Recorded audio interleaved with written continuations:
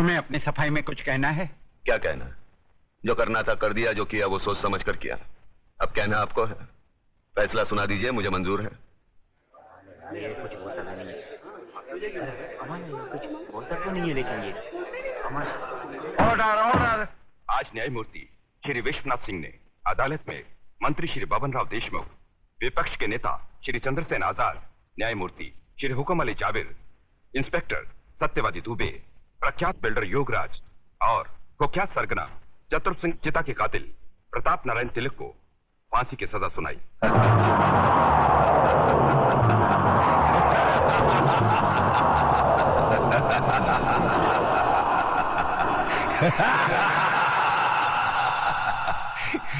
जिंदा आदमी के खून के इल्जाम में फांसी की सजा।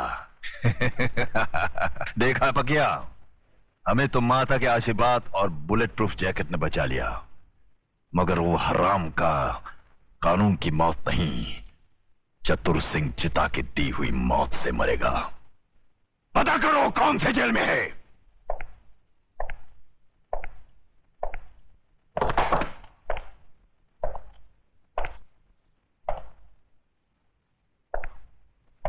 प्रताप, तुम्हारी फांसी का दिन मुकर्रर हो गया है। अगर कोई आखिरी ख्वाहिश है तो बता दो, वो भी पूरी कर दी जाएगी। यहां ऐसे घुटन सी होती है। मैं इन चार दीवारियों में मरना नहीं चाहता। मुझे वहीं फांसी दे दो, क्रांति मैदान में, सबके सामने, जहां से इस देश में क्रांति की शुरुआत हुई थी। यहां ऐसे मरो तो जरा ज्यादा मरो, इतना सा मरने से क्या फायदा। सर, प्रताप से कोई मिलने आया है, मिलने दो।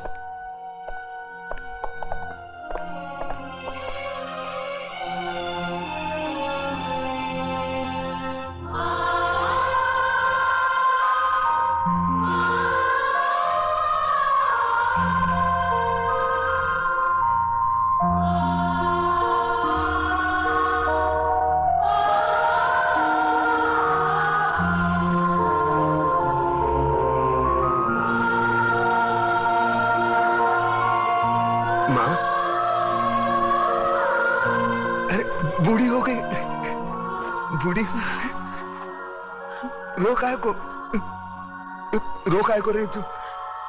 नहीं रे, ये तो खुशी के आंसू है। सोचा था जिंदगी भर तेरा मुंह नहीं देखूंगी, लेकिन तेरे बारे में अखबार में पढ़ा तो रहा नहीं गया मुझसे, और मैं चली आई अपने बेटे के पास। कैसा है रे तू? बेटा, आज तूने तिलक खानदान के नाम पर सचमुच यश का तिलक लगा दिया। मैं खुश हूँ, बहुत खुश हूँ।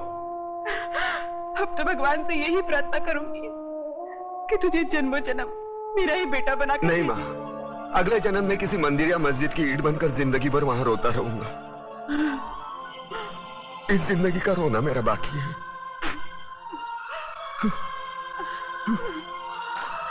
दुख सिर्फ इस बात का है, मैं तेरे लिए कुछ कर नहीं सका। नहीं बेटा, तूने बहुत कुछ किया, मुझे सब कुछ मिल गया।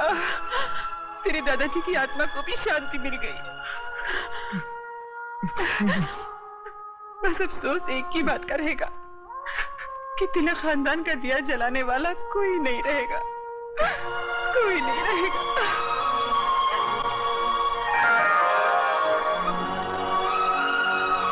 ये देख, अपनी बहू के लिए रखे थे,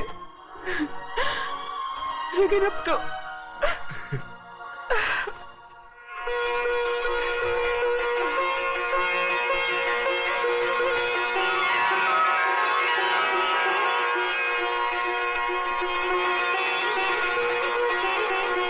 माँ, ये कलम वाली बाई मेघा लिखती है,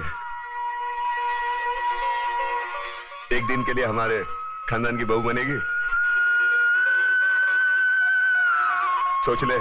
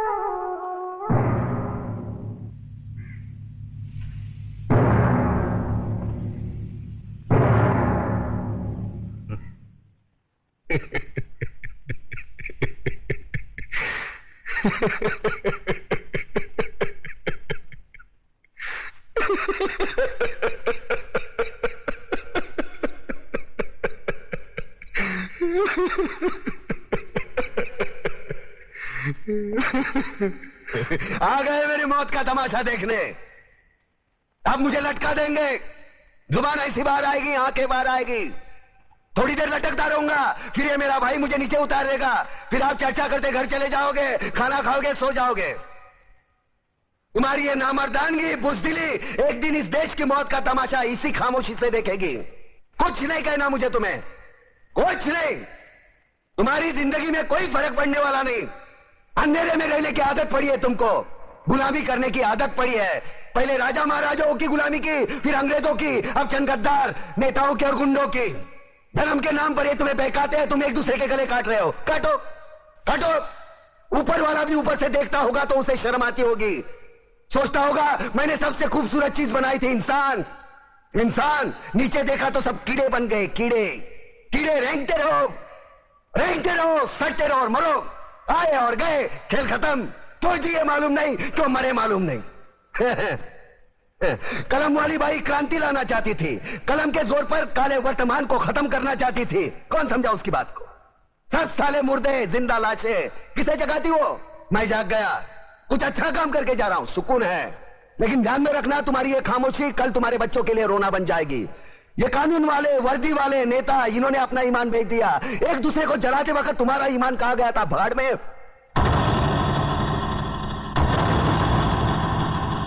ये पिस्सू जैसा हमारा पड़ोसी मुल्क आने वाले कल में शायद अपने आप को दुनिया के नक्शे पर देख नहीं पाएगा। एक बात भूल रहा है, उनके घर में जो रोटी बनती है ना, उसका आटा भी विदेशी चक्की से पीस के आता है।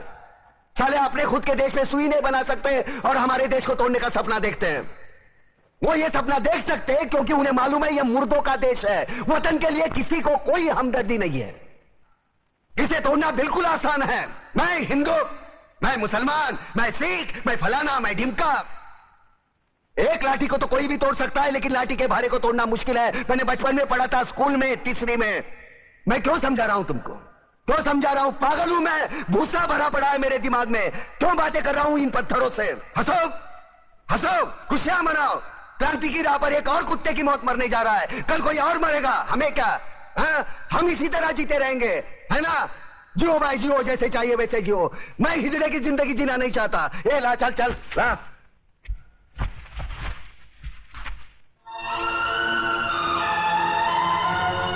ठहरो, ये फांसी नहीं हो सकती। उन देशद्रोहियों के खिलाफ जो सरकार को सबूत मिले हैं, उससे साबित होता है कि प्रताप ने उनको मारकर देश का उद्धार किया है। इसलिए भारत के राष्ट्रपति ने उसकी सजा माफ कर दी। ये रहे उसके कागजात।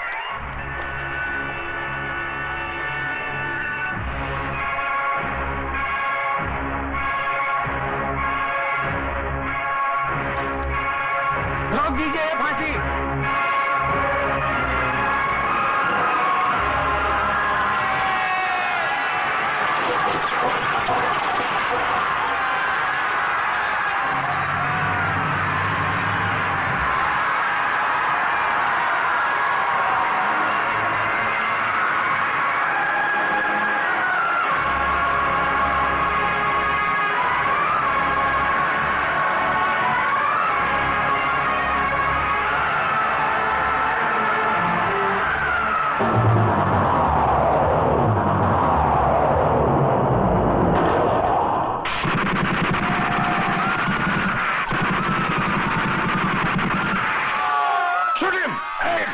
कमिश्नर, लाशों के ढेर बिछा दूंगा अगर हमारे बीच में आया तो।